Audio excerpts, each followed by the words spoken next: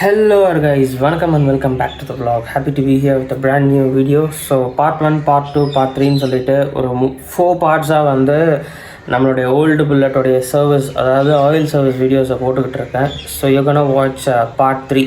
So part 3 அப்படின்றப்ப நான் already வந்து இன்ஜின் ஆயில் சேஞ்ச் பண்ணுறதை போட்டிருப்பேன், கிளச் கேசிங் ஆயில் சேஞ்ச் பண்ணுறதை போட்டிருப்பேன். And now it's time for the gear box. So gear box அப்படின்றப்போ there is a two set of gearbox. One வந்து 4 speed with the neutral finder and the 5 speed. 5 speed அப்படின்றப்போ it also has the AVL engine and it also has the refined cast iron engine. ஓகேங்களா? So நிறைய பேர் கேட்டிருந்த ஒரு விஷயம், gear பாக்ஸ்க்கு என்ன duration bro அப்படின்னு கேட்டிருந்தீங்க. ஸோ நான் மெசேஜ்லேயும் சொல்லியிருந்தேன் அண்ட் வீடியோஸ்லேயும் அதை கன்வே பண்ணிடுறேன். ஸோ கியர் பாக்ஸ் அப்படின்றப்போ வீடியோஸில் நிறைய தடவையே சொல்லியிருக்கேன். ஸோ நியூட்ரல் ஃபைண்டர் இருக்கிற 4 ஸ்பீடாக இருக்கட்டும் இல்லை 5 ஸ்பீடாக இருக்கட்டும், ஸோ ரெண்டுத்துக்குமே ஆயில் சேஞ்ச், அதாவது gear box oil change duration அப்படின்றது பார்த்திங்கன்னா 9000 கிலோமீட்டர்ஸ். ஸோ அது நீங்கள் 5000 மாற்றினாலும் அது உங்கள் விருப்பம், இல்லை எவ்ரி ஆயில் சேஞ்சுக்கு நீங்கள் மாற்றினாலும் அது உங்கள் விருப்பம். பட் ஒரு 6000 to 9000 கிலோமீட்டர்ஸில் மாற்றுறது நல்ல உபதேசம். And every 1000 kilometres level check பண்ணி அந்த கியர் ஆயிலோடைய கன்சிஸ்டன்சி எப்படி இருக்குது, ரொம்ப டிகிரேட் ஆகிடுச்சா இல்லை கார்பன் கண்டென்ட் ஹெவி ஆகிடுச்சா அப்படின்றத செக் பண்ணிவிட்டு எவ்ரி 1000 கிலோமீட்டர்ஸ் நீங்கள் டாப் அப் பண்ணுறது ரொம்பவே உபதேசமான ஒரு விஷயம். அண்ட் 00 கிரேட் இருக்கட்டும் இல்லை வந்து 90 கியர் ஆயில் EP90 யூஸ் பண்ணுறதா இருக்கட்டும், ரெண்டுத்துக்குமே டாப் அப் பண்ணுறதுக்கு யூஸ் பண்ணுறது பார்த்தீங்கன்னா 90 கிரேட் கியர் ஆயில் தான் யூஸ் பண்ணலாம். சப்போஸ் 90 கிரேட் கிடைக்கல அப்படின்னா EP90 யூஸ் பண்ணலாம். EP90 கிடைக்கல அப்படின்னா 80W90 யூஸ் பண்ணலாம். ஸோ 80W90 அப்படின்றப்போ ஸோ திஸ் இஸ் ஷெல். ஓகேங்களா? ஷெல்லோடைய 80W90. ஸோ இது வந்து ரொம்பவே நல்லா பெர்ஃபார்ம் பண்ணிகிட்ருக்கு. ஸோ இதுக்கான டிஸ்கிரிப்ஷன் லிங்க் நான் கொடுத்து விடுறேன். மூணு யூஸ் பண்ணலாங்க. ஒன்று வந்து 5 ஸ்பீடுக்கு பார்த்தீங்கன்னா EP90 90 கிரேட் கியர் ஆயில், இல்லை வந்து 80W90. 00 கிரேட் நியூட்ரல் ஃபைண்டருக்கு தயவு செஞ்சு இது யூஸ் பண்ணாதீங்க. அதுக்கு வந்து 00 கிரேடுன்ட்டு தனியாக இருக்குது. நம்மளோட ரெட் கலர் புல்லட் இருக்குல்ல, ஸோ அது சர்வீஸ் பண்ணுறப்போ நான் அதுக்கான ப்ரொசீஜர் சொல்லி விடுறேன். ஸோ தட்ஸ் இட் கைஸ், வீடியோக்குள்ளே போயிடலாம். ஸோ நீங்கள் சேனலுக்கு புதுசாக வந்தீங்க அப்படின்னா மறக்காமல் சேனலை சப்ஸ்கிரைப் பண்ணிட்டு பாருங்கள். That be very much helpful for me. And I'm ராகுல், யூ வாட்சிங் ராகுல்ஸ் MotoVlog. நான் பைக்ஸ் ரிலேட்டடான வீடியோஸ் நிறைய போஸ்ட் பண்ணிகிட்டு இருக்கேன். ஸோ மறக்காமல் சப்ஸ்கிரைப் பண்ணிவிடுங்க. அப்படியே கூட இருக்க பெல் ஐக்கனை பாசமாக அழுத்தி விட்டுடுங்க. ஸோ அப்போ தான் நான் போடுற வீடியோஸ் உங்களை உடனே ரீச் ஆகும். So that you can able to get the information what I am conveying. So today gearbox, this is part 3 you're watching. So gearbox அப்படின்றப்போ this is entirely a different type of sector. So நார்மலாகவே வந்து old bullets அப்படின்றப்போ எல்லாருக்குமே வந்து 4 speed தான் ஞாபகம் இருக்கும், அதாவது the right side British style gear pattern. ஓகேங்களா? ஸோ ஏன் அது ரைட் சைடில் இருக்குது அப்படின்றதுக்கு நான் தனி வீடியோ போடுறேன். ஸோ இது பார்த்தீங்கன்னா same gear box assembly, same Albion setup தான். But the gear pattern is on the left sideல இருக்குது gear pattern. ஓகேங்களா? ஸோ இது வந்து 5 ஸ்பீட். இந்த 5 ஸ்பீட் பார்த்தீங்க அப்படின்னா 2001க்கு அப்புறம் AVLs, the latest AVLs வந்துச்சு. அந்த AVLஸ்லேயும் இருக்குது as well as the cast iron engine. The one which you are watching is the cast iron engine. இது வந்து this is the cast iron barrel. So இதுக்கு பார்த்தீங்கன்னா 5 ஸ்பீட் இருக்குது, left side gear pattern. So ரெண்டு வண்டியிலையும் இருக்கும், AVLலேயும் இருக்கும், caste iron புல்லட்லேயும் இருக்கும். ஸோ இதுக்கான கியர் ஆயில் சேஞ்சிங் வீடியோ தான் பார்க்க போகிறீங்க. ஸ்டெப் பை ஸ்டெப் ப்ரொசீஜர் தான். ஸோ இதுக்கு பார்த்தீங்கன்னா it's a different set of procedure. Old right side gear pattern with the neutral ஃபைண்டருக்கு பார்த்தீங்கன்னா 00 கிரேடுன்னு சொல்லுவாங்க, which is the mixture of both white grease as well as 90 grade gear oil. So இதுக்கு அப்படி பார்த்தீங்கன்னா அது மாதிரி போடணும்னு அவசியம் கிடையாது. So the oil which is recommended is EP90. EP stands for extreme pressure or extra pressure or excess pressure. So இந்த gear ஆயிலை தான் நீங்கள் வந்து இந்த கியர் பாக்ஸ்க்கு யூஸ் பண்ணணும். சப்போஸ் EP90 அவைலபிள் இல்லை அப்படின்னா you can go for the 80W90. So 80W90க்கும் EP90க்கும் பெருசாக எந்த ஒரு கெமிக்கல் கம்போசிஷன் வைஸும் சரி, இல்லை வந்து டெக்னிக்கல் கம்போசிஷன் வைஸும் சரி, பெருசாக எந்த ஒரு வித்தியாசமே இருக்காது. 99% வந்து எல்லாமே சிமிலாரிட்டிஸ் தான். 0.5 0.2 அப்படின்ற மாதிரி தான் ரேஷியோவில் மாறும். So that if you are not available with the EP90 உங்களுக்கு கிடைக்கல அப்படின்னா, ஸோ EP90 பார்த்தீங்கன்னா வீடாலில் கிடைக்கும்.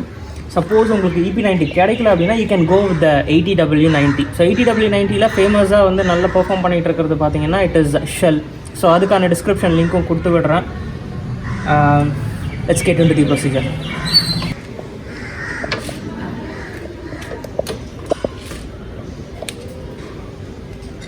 ஃபர்ஸ்ட் நம்ம ஆயிலை இறக்கிறதுக்கு முன்னாடி பார்த்திங்கன்னா இந்த ஆலன் கீ, ஸோ இதெல்லாம் பார்த்திங்கன்னா லெவல் போல்ட்டு. ஸோ இதுதான் லெவல் போல்ட்டு. இந்த லெவல் போல்ட்டை ஃபஸ்ட்டு ரிமூவ் பண்ணிடணும். அதுக்கப்புறம் ஆயிலை இதிலே ஃபில் பண்ணிக்கலாம், ஒன்றும் ப்ராப்ளம் இருக்காது. அண்ட் ட்ரெயின் போல்ட் பார்த்திங்கன்னா இங்கே இருக்கும், அதோடைய இதாக இருக்கு பாருங்கள். ரொம்ப ஒர்க் பண்ணுறது கஷ்டமான இடம். பார்க்கலாம் இது எப்படி கழட்டுறதுன்னு சொல்லிட்டு. So this is the reason why you should not overtake. ஓகேங்களா, கழட்டும் போது செம காண்டாகும். ஸோ இதை நிறைய பேர் வந்து ஃபவுண்டேஷன் போல்ட்டுன்னு சொல்லுவாங்க. This is not the foundation bolt. Foundation bolt இங்கே வராது, இதோட முடிஞ்சிருச்சு. இதுக்கு ஃபவுண்டேஷன் போல்ட்லாம் கிடையாது, இது லெவல் செக் பண்ணுற போல்ட். ஓகேங்களா, so please do not mistake or misconsume.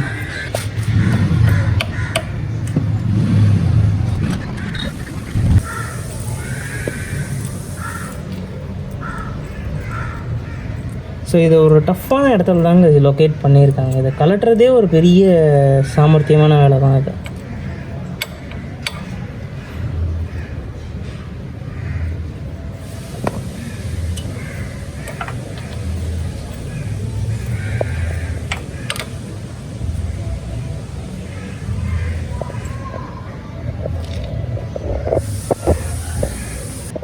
So once நீங்கள் வந்து ஃபுல்லாக ட்ரெயின் ஆகிடுச்சு அப்படின்னு நினச்சிங்கன்னா தட் இஸ் நாட் ரைட். ஓகேங்களா, பைக்கை இப்படி லைட்டாக சாய்க்கும் போது, சென்டர் ஸ்டாண்ட் போட்டு லைட்டாக சாய்க்கும் போது எக்ஸஸாக இருக்கிற ஆயில் வந்து ஊற்றுது பாருங்கள். தெரியுதுங்களா ஆயில் ஊற்றுதா?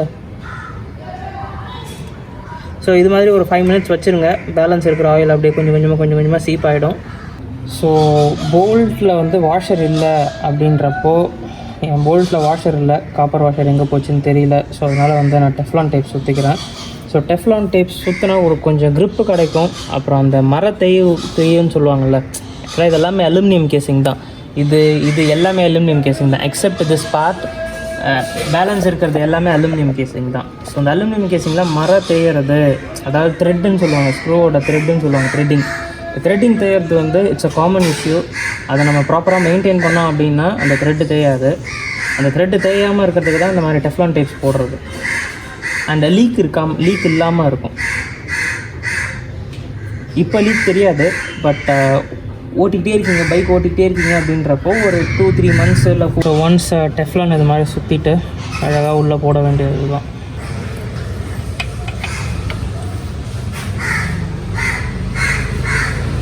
என்னோட ஓட்டையை கண்டுபிடிக்கிறதுக்கே நேரம் ஆகுது.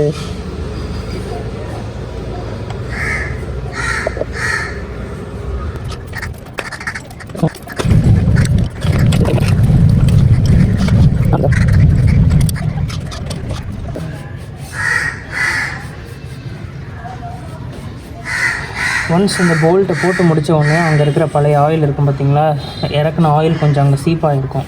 அதை அப்படியே தொடச்சிட்டிங்க அப்படின்னா தான் அடுத்த தடவை அங்கே ஆயில் லீக் ஆகுதா என்னன்னு சொல்லிட்டு தொட்டு பார்க்குறப்ப உங்களுக்கு தெரியும். ஃப்ரெஷ் ஆயில் லீக் இருந்துச்சு அப்படின்னா தெரியும். சப்போஸ் இருக்கிற ஆயிலே அப்படி இருந்துச்சுன்னா நீங்கள் ஆயில் லீக்குன்னு நினச்சிக்குவீங்க. அதனால் ஒன்ஸ் ஒரு போல்ட்டை போட்டோன்னா அந்த போல்ட் போட்ட இடத்த தொடச்சிடுறது ரொம்பவே நல்ல விஷயம். ஃபனல் உள்ளே போகலை, இதை ஓப்பன் பண்ணலான்னு பார்த்தா இதுக்கான என்ன சொல்லுவாங்க, ஸ்பேனர் செட்டா, ஸ்ப்ராக்கெட் செட்டா, இல்லை வந்து ஆலன் கீ செட்டா, அது என்னன்னு தெரில, அது என்கிட்ட இல்லை.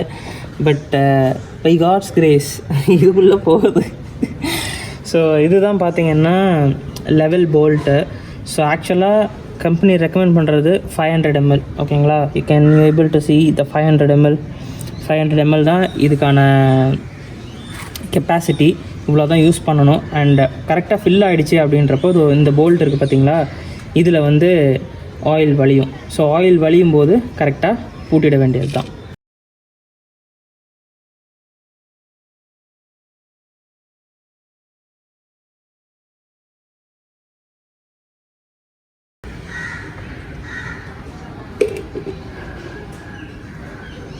ஸோ தெரியுதுங்களா, இதுதான் ஓவர்ஃப்ளோ.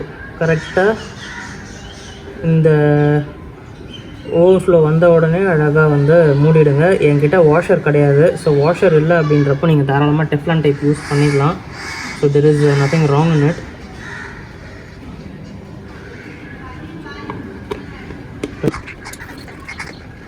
தெரியுதுங்களா? கரெக்டாக உள்ள ஆயில் வந்து வந்துடுச்சு. அண்ட் லெவல் ப்ளக் மூலயமா வலியுது, அவ்வளோதான்.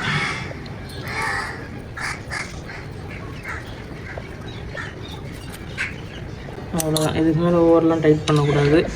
ஒன்ஸ் இது முடித்த பிறகு ஆயிலெல்லாம் தொடச்சிட்டு இதோடதையும் போடணும். ஸோ மேக்ஸிமம் இதில் ஃபில் பண்ணிங்க அப்படின்னா ஓகேங்க, கரெக்டாக இருக்கும். பட் என்கிட்ட இதை கழட்டுறதுக்கான ஒரு சாக்கெட் இல்லை. ஆலன் கீ செட்டு தான் இது. 3mm செட்டுன்னு நினைக்கிறேன். 3mm 2.5mm செட்டுன்னு நினைக்கிறேன். ஸோ இதெல்லாம் தொடச்சி முடிச்சுட்டு கரெக்டாக இதையும் போட்டுடணும்.